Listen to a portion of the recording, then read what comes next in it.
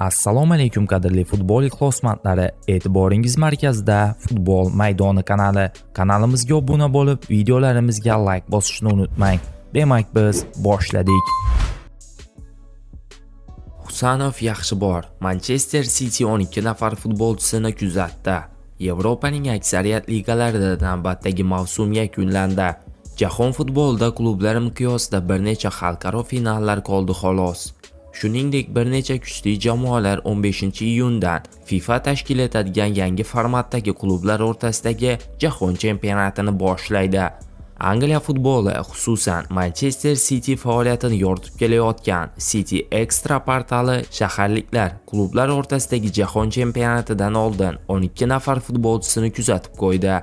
Josep Guardiola jamoasining bir necha o'yinchilarida hordiq chiqarishga vaqt yo'q. Chunki o'z ichiga muhim uchrashuvlarni olgan xalqaro musobaqalar boshlanmoqda. O'zi uchun murakkab va uzoq davom etgan mashaqqatli mavsumni yakunlab olgan Manchester City yana bir necha kundan keyin yangi musobaqaga kirishadi. Xalqaro uchrashuvlardan keyin Guardiola va uning shogirdlari oxirgi yozgi turnirni boshlaydi.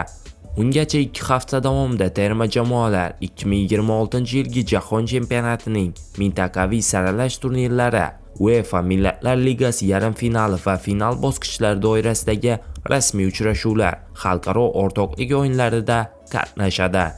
Manchester City klublar o'rtasidagi jahon chempionati eski formatining so'nggi g'olibi sifatida boshlaydi.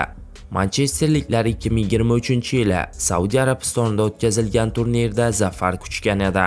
Guardiola shogirdlari AQShdagi yangicha musobaqada Italiyaning Juventus, Birlashgan Arab Amirliklarining Al Ayan va Marokashning Vidat jamoalari bilan bir guruhda bellashadi.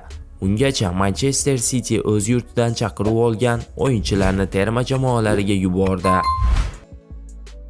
Bugungi dasturimiz shundan iborat edi. Video sizga ma'qul kelgan bo'lsa, bir dona like bosishingizni va o'z fikringizni kommentariyada yozib qoldirishingizni so'rab qolamiz. E'tiboringiz uchun katta rahmat.